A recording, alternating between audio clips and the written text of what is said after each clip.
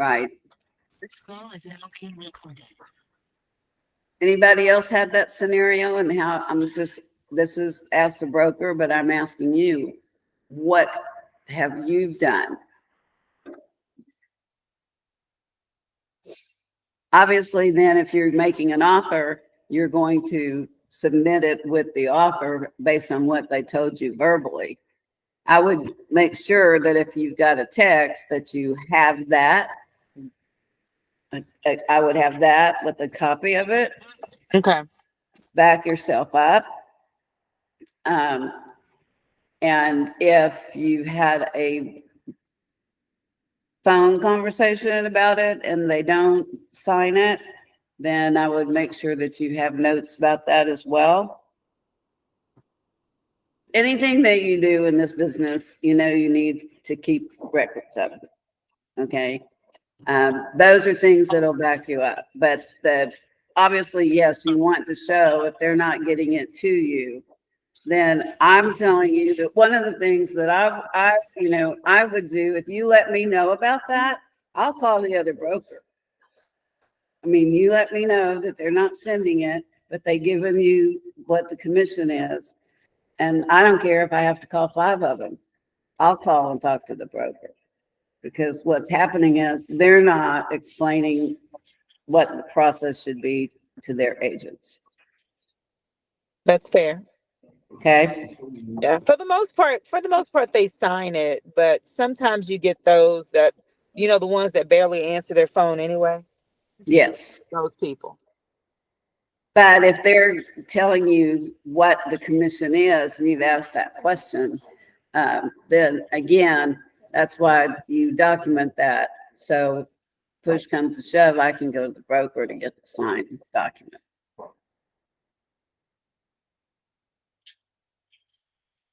Hey, Sharon, another question. So when we sign those registrations saying 3%, and then they send us a lowball offer that our seller says, okay, I'll take that, but I'm not paying 6%. I'm only going to pay you, 4% or 5%. So that number changes. Are you obligated to pay the 3% that you put on that registration form? Can it be renegotiated at that point? It would need to be amended. And then you're also, if you're using the new contracts, and paragraph 12 is when you identify what you're paying to the broker. Paragraph 12, 1B. Yeah.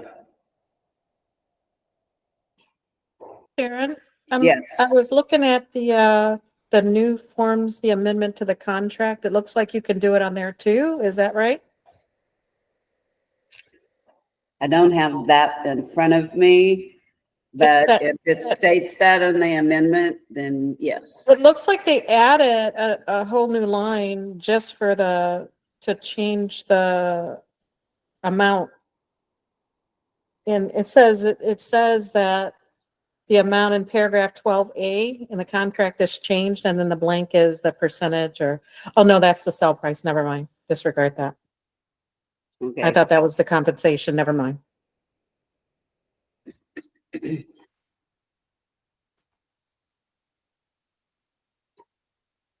Other questions?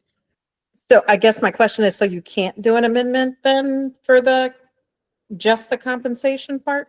Yes, you can do an amendment for the compensation part. I'm going to find out if it's, I think that we're just identifying them as amendments. I need to clarify that, but you can definitely do it. I mean, I've actually seen some that have come through where they've actually gone back to the original document, scratched out 3%, put 2.5% or 2%, and the brokers initialed it. Or the agents initialed it. So I'll re-verify on just using the actual amendment. Good question.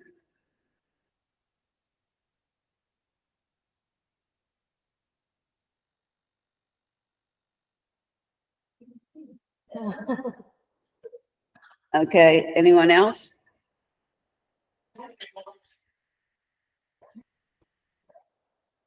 While we're talking about those, I don't know if everyone was on when at the very beginning, so I'm going to state this again. The new TREC contracts must be used effective January the 3rd. They're available for now. If you use the new TREC contracts that are dated 11/4/2024, then you only need the compensation agreement between brokers. The addendum regarding broker fees no longer applies. However, if you're using the contracts dated 11/2022, then you still need the addendum regarding broker fees. Everybody got that? Just making sure, because I've had that question all week long. I know it's only Tuesday. Let me say, I've had that question since it all started coming up last week. Y'all are quiet. Question, but it's about something else. That's okay. Okay, it's about the surveys and the T-47s.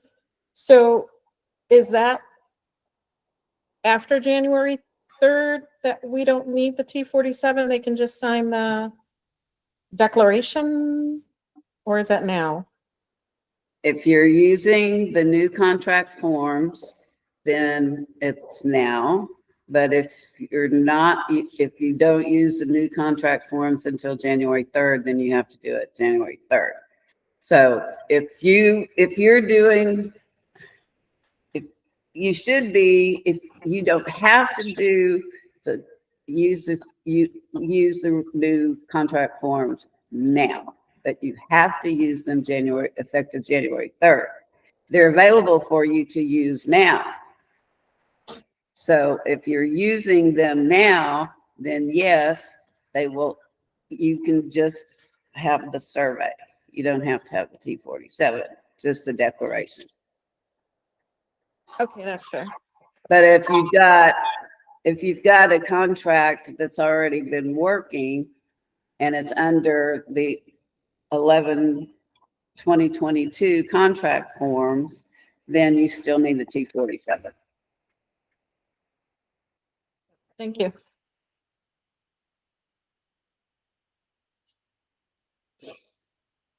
I know that when we're done with this, I'm going to start getting a whole bunch of questions that y'all aren't asking me right now.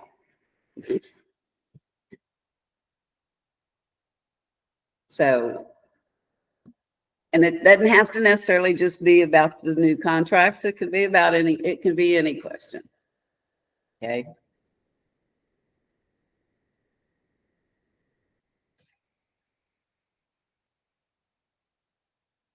Are y'all mulling it over? Yeah. Yes, I'm thinking about it. Okay, so let's clarify this on the T-47. If we're using the new contract, we don't use the T-47, we're using the other document, Correct. correct? Okay, all right. But if we're using the old contract, we still use the T-47. Correct. Okay. All right. I'm curious, because I haven't been into the TREC documents to look. Do they even still have the old contracts on there? They're most likely just the new ones. So you would have to pull them from your, Outlook or whatever you're using if you've got the blank contracts on another saved program. Just make sure that, that you're following the new contracts, if that's what you're pulling. Again, they're dated 11/4/2024. the new ones. I have kind of a selfish question from the Humble office. Okay. I notice on the zip forms, when I pull those forms, it still has like the old address and everything at the bottom of those forms and the old information. How does that get updated? I'll check on that. So in zip forms, when you're pulling them from zip forms, Yes. It still has the old Humble office address and that on there. when Toya, you're from Humble, but my right? question is, when you're pulling the document from zip forms, it specifically has the Humble address on it? Yeah, at the bottom where it's printed on, yes. I know where it is. I'm just saying you're specifically pulling them from zip forms. Correct. I'll have to check on that. Toya, you're from the Humble office, right? Yes, I am in the Humble office. Do you have that?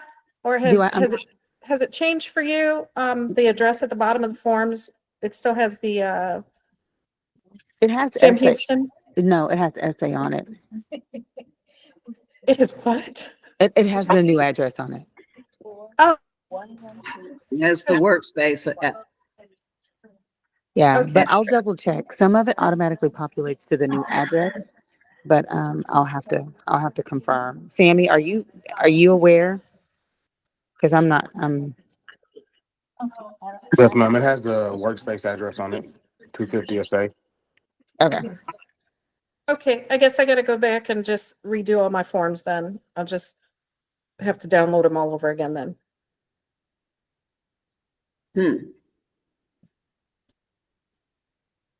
I'm surprised that when you're pulling them, Lisa, that they're pulling with the old address and not the SA address. The last ones that I've done have had it on there. But I'll do the new stuff and see if it changes. Do you actually have them already saved, or are you pulling I'm on the them templates, new? yeah.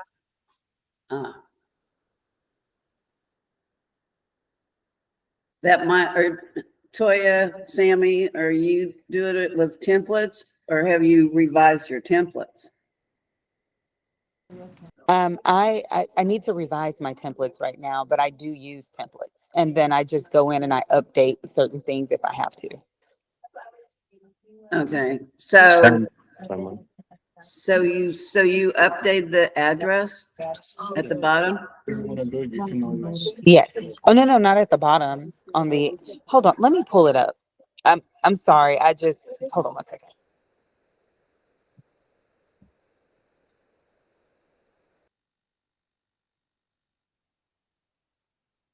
Is anybody else that's, from the Cypress office? Unfortunately, I can't get issue? out of Google Meet because I'm using my cell phone. Sammy, can you take a look at it?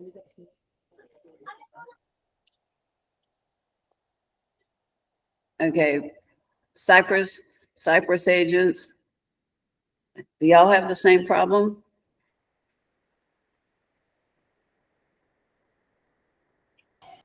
I use dot loops. That's what I'm using right now. So I don't use zip form. So it seems to be, it's got the correct address.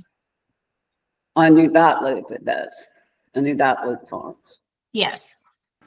Okay. I use Authentisign and mine has the correct address as well. Okay, Toy, we don't know. When you look at yours, Lisa, it might be you need to update your templates. Okay, yeah, I'll do that. I'll play with that. And if it's not, I'll let you know. Okay.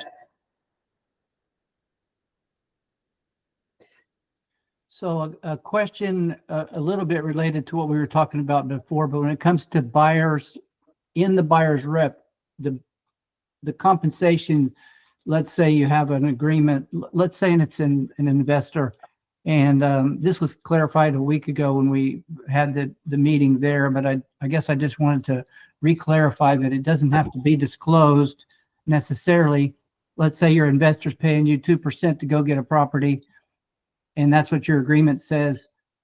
And you may try to get that from the seller, but if it doesn't happen, you may get 2%. So at the end of the day, that's where you're getting compensated, but that doesn't have to be disclosed until closing, when it might just be reflected in the CDA.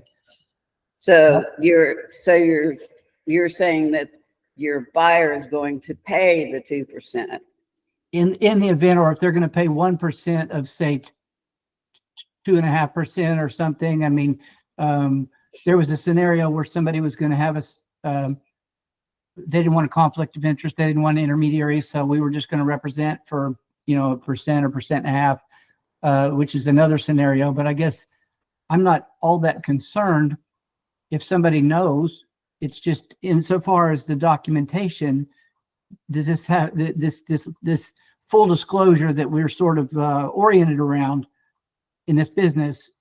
My understanding is that isn't a concern with respect to what the buyers pay. So you're saying, I'm not sure I'm following you. You have a buyer's rep. They've agreed to pay you 2%. Yeah. Okay. And let's, I was just going to say, let's say 1% comes from the seller side, but that's all that's going to happen. But the other percent's going to come from, the buyer. That there's no really place where that has to be disclosed anymore in these new documents, as I understand it. And so, Correct.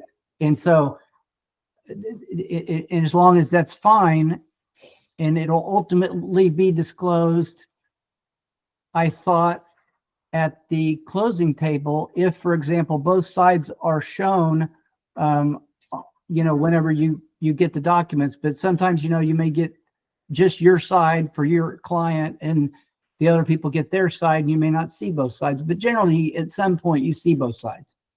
So, but if not, is that something that needs to be disclosed? I guess I just wanted to re-clarify. The clarification last week was that it doesn't have to, because of it's being a non-disclosure state or something. And I guess I just want to re-clarify that, as this was all brand new last week. Yeah. Well, in the new contracts, it actually says, I think it's paragraph 12A2 about buyers shall pay the following expenses. And what was added was brokerage fees that buyer has agreed to pay. So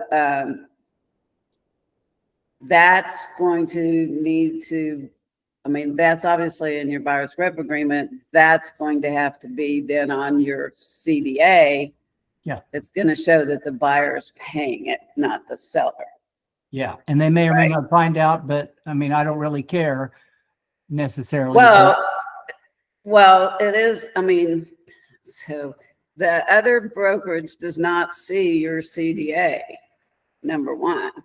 Number two, if the buyer has agreed to pay it, then that's going to be on the buyer's side to show it. So maybe the buyer's agreed to pay 1%. Maybe you even have a 3% deal, but the buyer has agreed to pay 1%, and the seller, or the other broker, will only pay 2%. Yeah. Those are occurring also. Those, I'm sorry, say again. Those, Two different, where you get, yeah. where you get 1% from the buyer and 2% from the seller. Yep. Or Okay. the other broker. Okay. Yeah, because of closing table, not necessarily the CDA, but that the broker, or that you provide the agent, right? But the what the title company is going to provide in terms of, oftentimes both sides are shown in the in the closing disclosure or the HUD or whichever form's being used. Right. I've seen some title companies that don't show both sides. Right. Yeah, sometimes so and sometimes not. And so Right. if not, then it's not disclosed, but that's fine.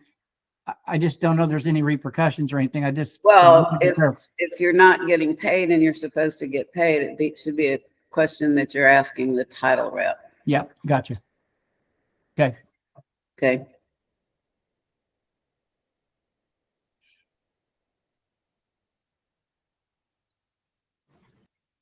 And I did just check that. I pulled one of my zip forms and it does still have the old address on there. That's just weird.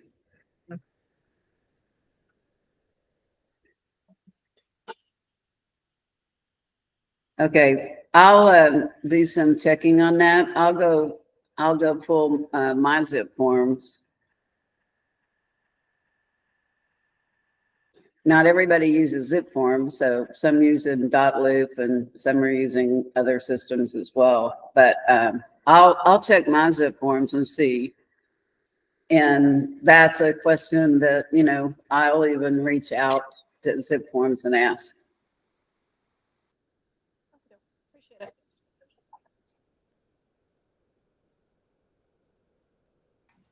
Sharon, I have a question. Sure. In the back agent, you have a list of required documents, like it says buyer's documents. Are you going to be updating that list? with Yes. new forms? Okay. Yeah, so I haven't done it yet because number one, I haven't had the time to do it. And number two, I knew that we had all these changes that were coming. So I will have it, I will tell you that I will have it done before the end of the year. I'm going to start working on it next week. I have a pretty tight schedule this week. So over the holidays, I'll be working on it. If I don't get them all done by the weekend, which is, I can't promise, but you'll probably start seeing some changes. Okay, perfect. Thank you. I mean, for sure, you will see them all before the 1st of January. Okay. Thank you.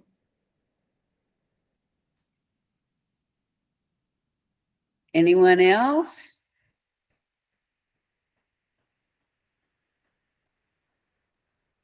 I know that I feel like I should be doing the da da da da da da da from an old show. All right, let me ask you guys a question then. What if you get a buyer that doesn't want representation at all? What do you use?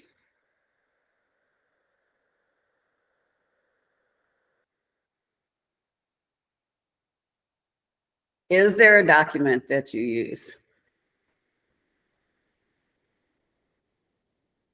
The answer to that is yes. And the form that you use is called representation disclosure. It's TXR 1417. I know you probably can't see it, but what it says is broker's firm name, license number, broker associate's name, and license number. And then it says, paragraph A, Texas law requires a real estate license holder who represents a party in a proposed real estate transaction to disclose orally or in writing that representation at the license holder's first contact with, 1, another party to the transaction, or 2, another license holder who represents another party to the transaction. And then we have paragraph B, broker represents the following party. If you have the seller, okay, but there's a buyer that does not want representation, then you mark seller.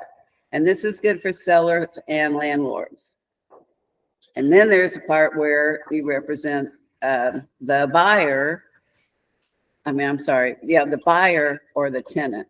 So keep this in mind. If you have somebody that says that we don't want representation, you have the listing agreement. This is the document you want to use. Then that's needed too, if you own a property and you lease it and you can't represent all three sides and you wind up in an intermediary situation, you would have a conflict there. So you would need to use that in that case, right? Well, if you own the property as a landlord is what Yeah. you're talking about, Yeah. then yes, because obviously you can't even represent the tenant. But if you've got a tenant that wants to see other properties and potentially wants to see other properties, then and only then would you then do the buyer tenant rep. But if they're only going to see your property, then you use this representation disclosure. Identifies that you represent the landlord, the tenant, or the seller, or the buyer. Read the document. It's very short and sweet, but it's an old document that they revised in August when all the new forms came out. Okay. Representation disclosure, TXR 1417, dated 8/23/24. Already looked at those.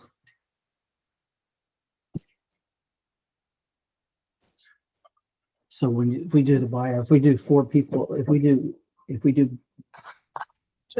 So I have a question kind of along that line, but different. So I had an open house and, somebody came looking for their sister. They're looking at the place for their sister.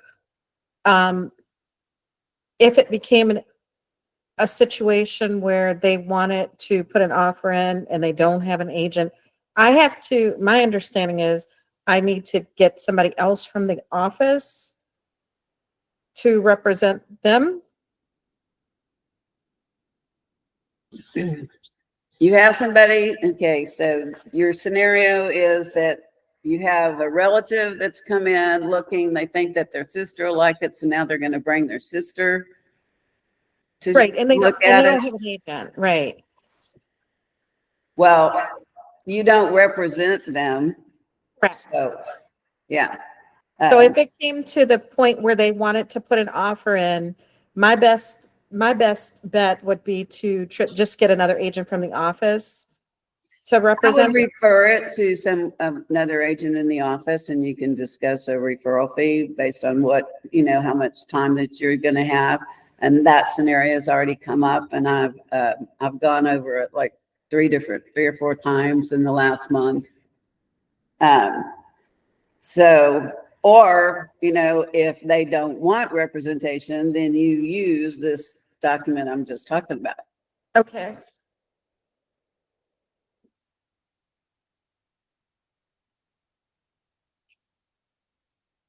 That was a good question, Lisa.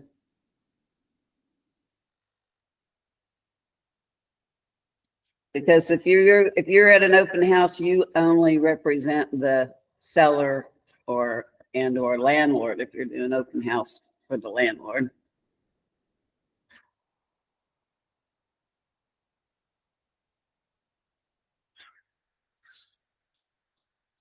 Now, if you have that same scenario and the potential buyer wants to look at other properties, then you would have 2 documents. The one we just talked about, because for representing the property that you have, or if they also want to look at other properties, they do a buyer's rep agreement. Okay, correct. And it excludes the property that I have you are, that you own or that you're holding an open house for. Okay.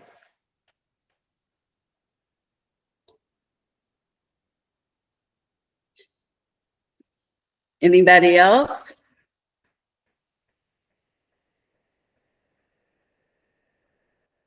So let me just ask you, while you're pondering, if you have some other questions, would you like to do a scenario like this maybe once a month for things that have come up?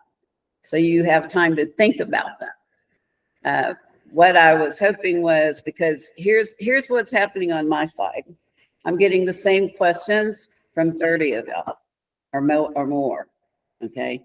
And that's why I thought it would be good to start doing the Ask the Broker, where everybody can ask whatever they want. And we could do it once a month. We can still do it on Google, if that's something you guys would be interested in doing. It gives you time to, now I'm not saying that, if you have a question that comes up that you can't just call and ask me, but let me just give an example of a couple of weeks ago, I had the same question asked me from 10 different agents within a 24-hour period of time.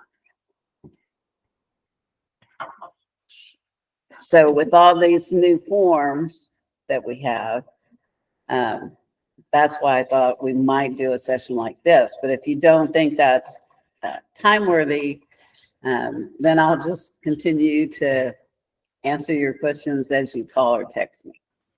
I think it's a great idea. I think it's a good idea as well. Okay. That's why I left it for an hour, because sometimes when somebody asks a question, it'll spark another question, which we've had a couple of those happen here. And then also, if you think about it ahead of time, and it may not be something that you need, that the question comes up, but it's not something that you need, right away. But obviously, if it's something that you need me right away, that I answer my, I'll return a phone call and I answer my text. But if it's something that comes up and you just start thinking about it, then write it down, and then we'll do it like once a month. And do you think Tuesdays or Thursdays are better? Tuesdays. Tuesday? I like Tuesday. Tuesday? 3 so far? Okay. Couple have said either. I thought Tuesday, because typically you get busier towards the latter part of the week, unless you've just got closings on Tuesday. And if, for some reason you can't make a Tuesday meeting, then you can email me or text me with the question, and then I'll bring it up that you've asked that question, but you couldn't be on the meeting. How's that? Sounds good. Okay. I didn't come to the meeting last time, so I'm just now looking at the document. So I'm not sure if I have questions right now because I haven't used them personally. Well, and that's fine. And I expected that. So, we'll be doing another meeting the early part of January. But since you have to start using these January the 3rd, any questions that you have, definitely call me or text me. Okay. Okay. You know that the only thing I ask is I do a lot of paperwork from 5:36 in the morning. That's when I review a lot of contracts, and you'll see that with the time that I'm approving them. So if you can hold your calls, unless it's an emergency, until 9, I can get a lot of documents approved during that period of time. But if you need me before 9, you can call me as early as 8 or text me. I'll respond back. And I think most of you know that I'll answer a phone call or a text up to midnight. if you really need an answer. And sometimes I get those calls and I know you need the answer because you're trying to negotiate something at 11 o'clock at night, or the option fee is ending, whatever, the next day, and you're trying to get everything resolved. I'll take those calls. I very seldom do I close my eyes before midnight or 12:30 in the morning. And most of y'all know that too. So I don't ever want you to feel like you're in the dark and you've got a problem and you really need the help. Then I'm here for you. Okay. Text me is the best. I get over 1,200 emails a day, sometimes more. But texting me, I always have it right with me. If you text me with that you really need to talk to me, you don't even have to tell me what it is. Really need to talk to you as soon as possible. I'll call you as soon as I get off the other phone. Okay. All right. I have a question. Sure. So Toya's here at the office now, so she's got a question. Hey, y'all. Okay, so my question is, I know someone earlier asked while I was driving, are all of these forms going to be updated in back agent? When should we expect them to be updated? Because I want to start using them now instead of Yeah, waiting until the third. I'm working on it, but with the holidays, I mean, I'll probably work on some next week. But by the 1st of January, I'll have them done. Yeah. Okay. Any other questions? You still have 8 minutes. No? Yes, I have a question. Is Okay, it possible? Sammy. Is it possible to share with us like the examples that the 10 different agents asked you and the solution so that we can know, going forward? Okay, I'll try to remember those.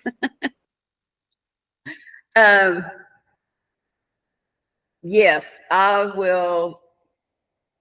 I'll try to remember most of them and put that together for you. Try to have them to you by the end of the week. Sounds good. Yeah, I know. Yeah. It's the end of the year, y'all.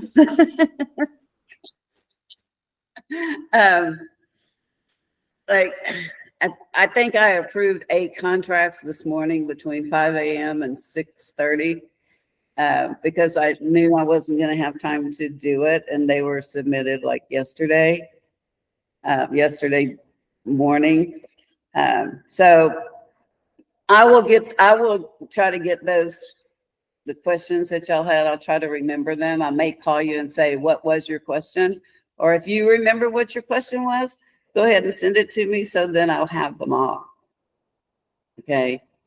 Because I just jotted down a couple of things, but I have a pretty good memory. So, but it would be faster for me if you just text me and say, my question was blah, blah, blah. And then I'll get it all put together. Definitely before the end of the week. Might get it. I might work on it tonight. It depends on how many files y'all submit today. Anything else? I know that when we go offline, you're going to have 10 questions.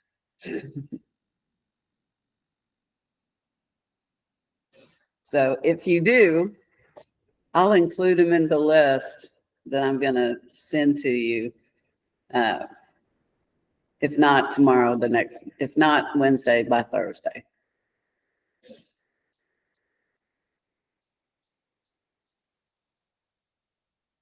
If no more questions, you get 6 minutes of free time.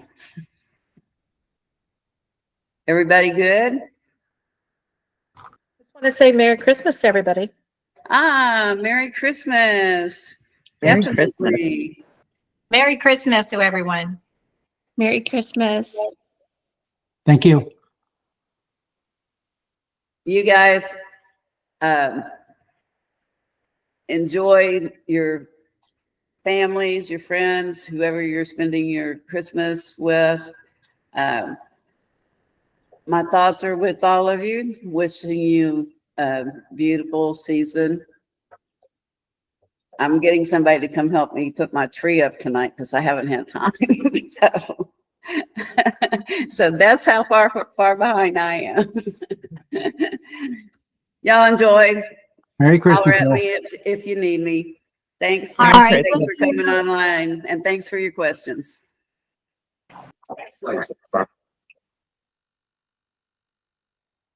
Is everybody kind of? Oh, I love that red color. I was looking at, I said, I love your red color on your nails. Merry Christmas.